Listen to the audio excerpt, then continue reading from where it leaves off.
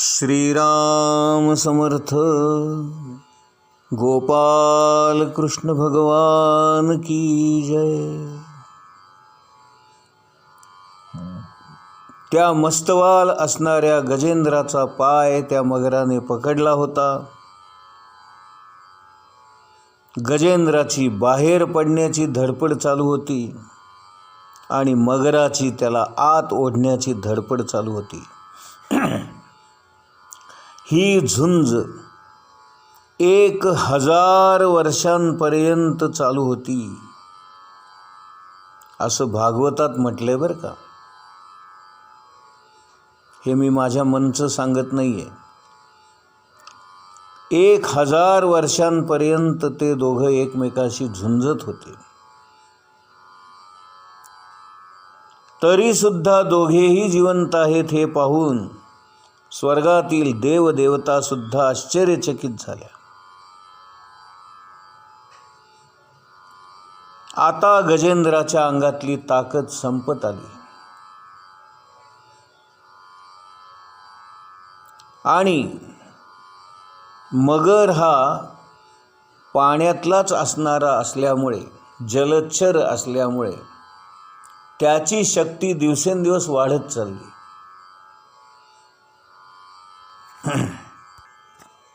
महाबलाढ्य असणारा तो गजेंद्र एकाकी पडला आणि स्वतःला सोडवून घेण्यास तो असमर्थ ठरला. आणि आता तो मगर आपल्याला पाण्यामध्ये आत ओढून नेणार आणि आपला अंत होणार हा विचार त्याच्या मनामध्ये आला. आणि मग आता मला कुणी नाही, माझे सगळे नातेवाईक, सगळे सोयरे, अगदी जवळचे पत्नी पुत्र हे सुद्धा मला एकट्याला सोडून गेले. आता मला वाचवणारा कुणी नाही, एक भगवंतच तेवढा माझा आहे. आणि म्हणून हा अनन्य भाव त्याच्या मनामध्ये निर्माण झाला. आणि आता मी भगवंतालाच शरण जावं असा त्याने विचार केला. आणि भगवंतांना शरण जाण्यासाठी, भगवंतांची प्रार्थना करण्यासाठी त्याने आकाशाकडे आपलं तोंड फिरवलं. आकाशामध्ये भगवान आहेत अशी कल्पना करून त्याने मनातल्या मनामध्ये भगवंताला नमस्कार केला, त्याचं ध्यान केलं. आणि हे भगवंता, हे परमात्म्या, मी तुला शरण आलेलो आहे. आता तूच माझं रक्षण कर अशी काकुळतीला येऊन त्या भगवंताची विनवणी केली. आणि त्याच सरोवरामध्ये उगवलेलं एक सुंदर असं कमळाचं फूल आपल्या सोंडेने तोडून ते आकाशामध्ये असणाऱ्या भगवंताच्या दिशेने भिरकावलं.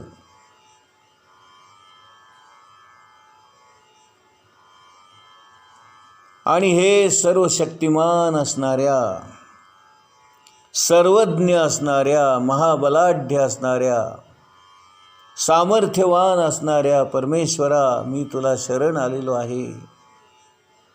मला आता तुझ्याशिवाय कुणाचा आधार नाही. तूच मला आता या प्राणघातक संकटातून सोडव. 1000 वर्षापर्यंत मी झुंजून आता थकून गेलो आहे. आता माझ्यामध्ये प्रतिकार करण्याचं सामर्थ्य शिल्लक राहिलं नाही. मी आतमध्ये ओढला जातोय. तो मगर मला कुठल्याही क्षणी खाऊन टाकेल. हे भगवंता, आता तूच माझा वाली आहेस, तूच माझं रक्षण करणारा आहेस. हे देवाधिदेवा, हे परमात्म्या, हे परमेश्वरा, धाव धाव आणि आता मला तू वाचव.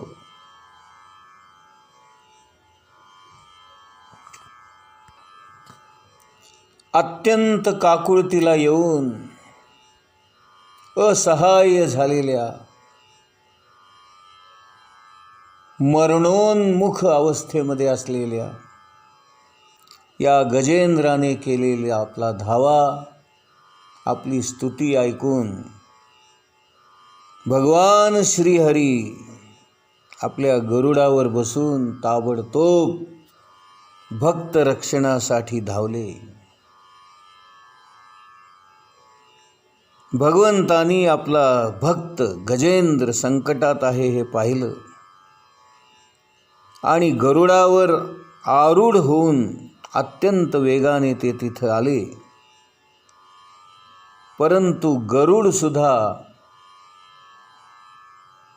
हळूहळू उडतोय हे पाहून भगवंत अधीर झाले आणि ते गरुडावरून उडी मारून एकदम त्या गजेंद्रापाशी प्रगट झाले.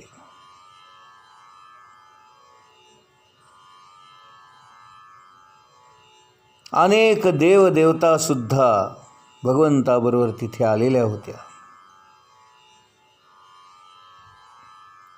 भगवान श्रीहरींचं आगमन झालेलं पाहून त्या गजेंद्राने अत्यंत प्रेमाने आणि भक्तीने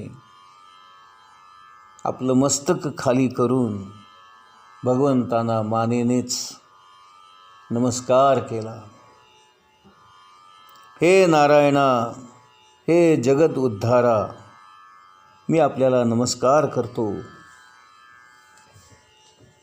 भगवंताने गरुडावरून एकदम खाली जी झेप मारली होती,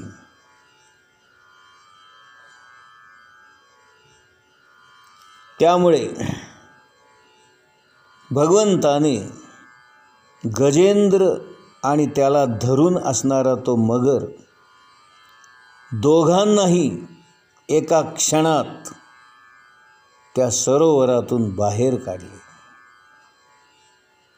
आणि काही काळाच्या आतच आपल्या सुदर्शन चक्राने त्या मगराचं तोंड फाडलं आणि त्याच्या मगर मिठीतून गजेंद्राला सोडवलं.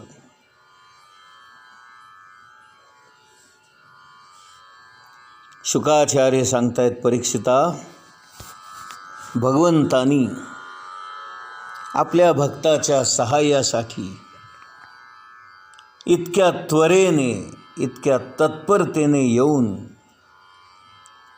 आपल्या भक्ताला त्या मगराच्या तावडीतून सोडवलं हे पाहून ब्रह्मदेव, शंकर आणि इतर सर्व देव देवता, ऋषी, गंधर्व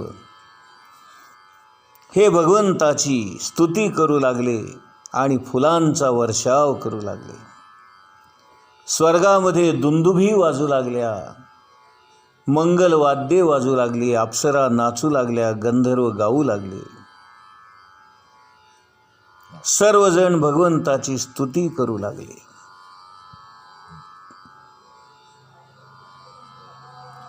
आता इथे एक महत्त्वाची गोष्ट तुम्ही सगळ्यांनी लक्षात घ्या. भगवंताने अगोदर मगराला स्पर्श केला आणि मगराचा उद्धार केला आणि मग गजेंद्राला स्पर्श करून गजेंद्राचा उद्धार केला. याच्यातलं रहस्य समजून घ्या. भगवंताला आपल्या भक्तांपेक्षा भक्तांचा जो भक्त आहे तो जास्त प्रिय असतो. दासांचा जो दास आहे तो जास्त प्रिय असतो. म्हणून भक्तानुभक्त, दासानुदास व्हावं.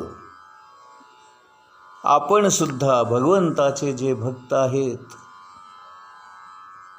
जे संत महंत आहेत, जे भगवंताची सतत स्तुती करत असतात, भगवंताचं गायन करत असतात, भगवंताच्या लीला सांगत असतात, जे कथा कीर्तन प्रवचन करत असतात आणि जे भगवंताचं सतत स्मरण करतात, सतत गायन करतात, अशा भक्तांची आपण भक्ती करावी. त्यांना काय हवं नको पाहावं, त्यांची सेवा करावी. भक्तांची सेवा केलेली भगवंताला फार आवडते. आता तुम्ही म्हणाल, मगर कुठे भक्तांचा भक्त आहे? तो तर त्याला मारायला निघालाय, त्याने तर त्याचा पाय कचाट्यात पकडलाय आणि तो आता त्याला खाऊन टाकणार आहे, तो त्या भक्ताला मारून टाकणार आहे, आणि मग भक्तांचा भक्त कसा? तर इथंच ती गंमत किंवा ते मर्म लक्षात घ्या. त्याने काय केलं?